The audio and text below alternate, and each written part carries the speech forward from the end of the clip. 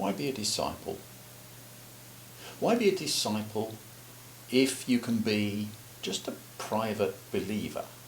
The difference is, of course, disciples attract persecution and private believers don't.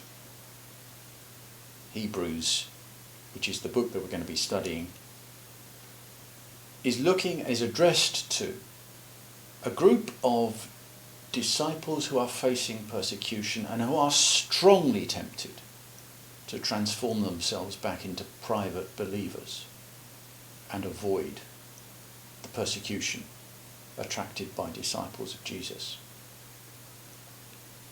You can see the attraction.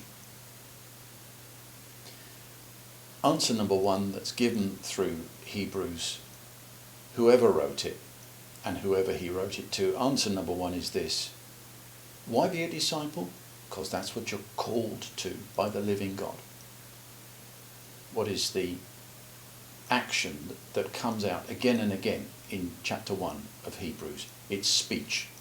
And who is the speaker? God. In the past, God spoke.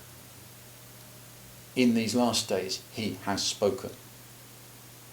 And in the past, it was by the prophets, and in these last days, it's through Jesus.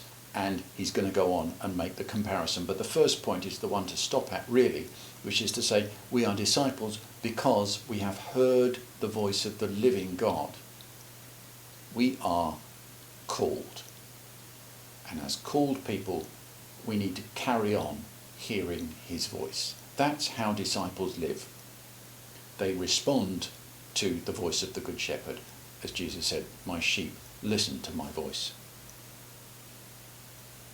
When he goes on about angels in chapter 1 here of Hebrews, it's because, and you see this in Stephen's speech to the Sanhedrin, for instance, the Jews of the day understood that the law was given through angels.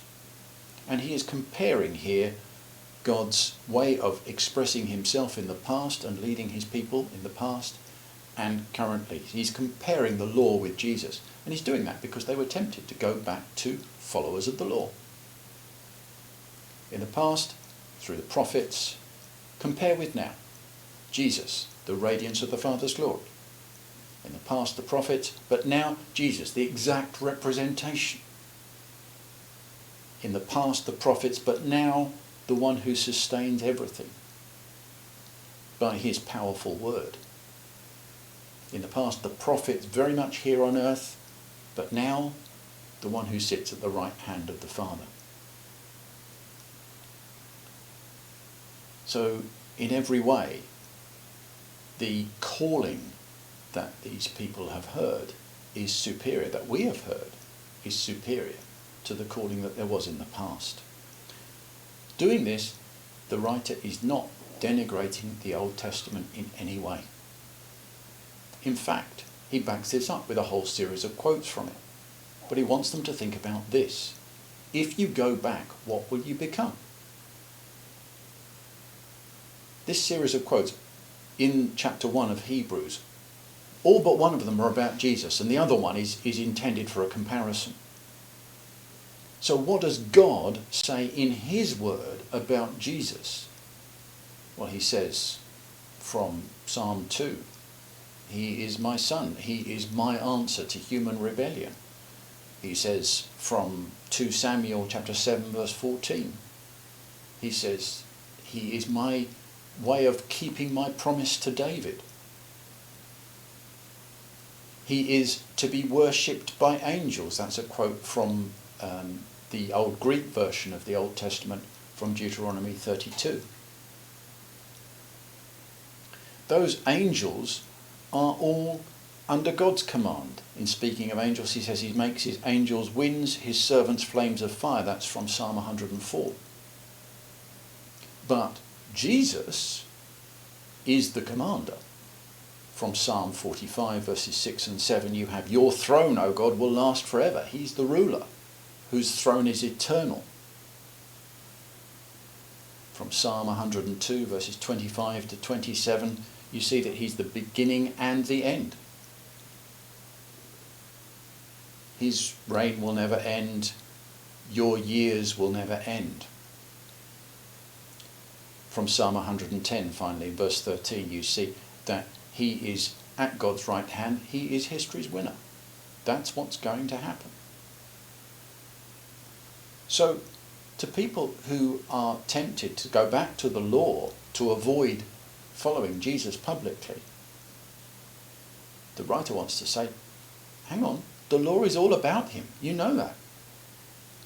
It all points forward to him, and you have heard what it said. You cannot now unhear what you have heard. You can only unbelieve it, and that is what he is afraid they will do. For people who have once heard the call of God to follow Jesus, the only way is forward. The only thing to ask is, what does God say about himself in Jesus? And what does my life say? If we take that list of things that we saw, does my life say that I am a rebel or a follower of Jesus? Does my life say that I am under his command?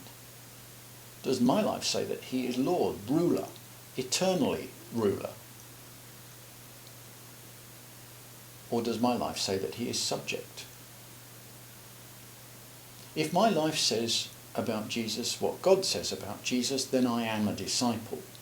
And the real question that emerges through the whole of Hebrews is, if my life doesn't say about Jesus the same that God says about it, then what am I?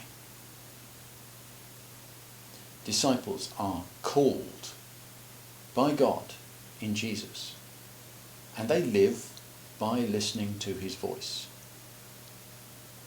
Being a believer naturally flows into being a disciple, but doesn't naturally flow back into belief again.